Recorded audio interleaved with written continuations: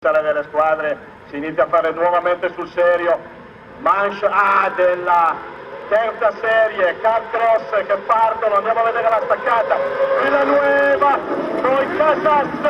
poi arriva però Alonso in seconda posizione, Villanueva in difficoltà, il vincitore della prima e della seconda manche in questo momento, aia! Viene picchiato, ci sembra che sia proprio Vincenzo Lunghi con il suo Cristec verde e giallo. Subito una bella botta, intanto davanti è Casas, poi Pelo Alonso, Lanas in terza posizione e attendiamo sempre Casas davanti con 3,64, Pelo Alonso, poi Lanas, Montalban, via via gruppo, con 316, Villanueva in difficoltà, riprende il numero 316, Villanueva, vincitore della prima e della seconda manche, adesso è ottavo o nono, là intanto si gira Montalban con il kart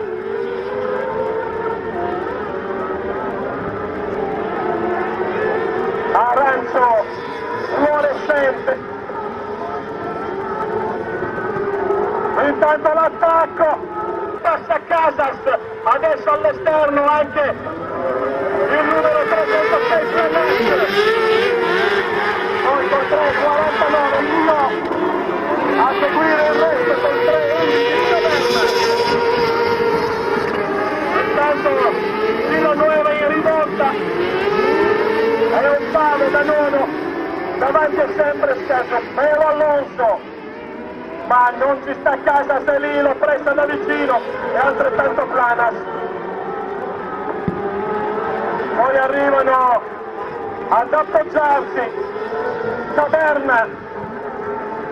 e Chignot che davanti, bandiera nera intanto,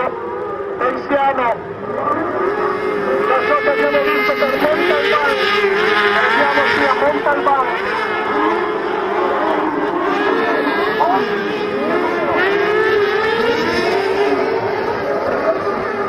Dovrebbe essere il numero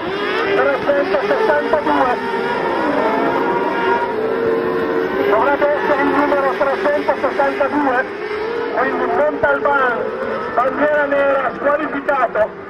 per taglio della curva che sta affrontando in questo momento. Ancora un giro, l'ultima tornata, inizia adesso, let's go!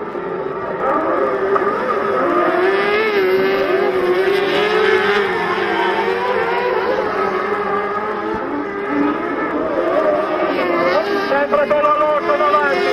intanto la rivolta di Villanueva che va all'esterno, scatenato il numero 316, il vincitore delle prime due manche, partito male,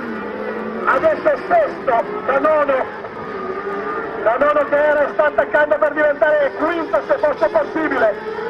se Roma lo lasciasse fare,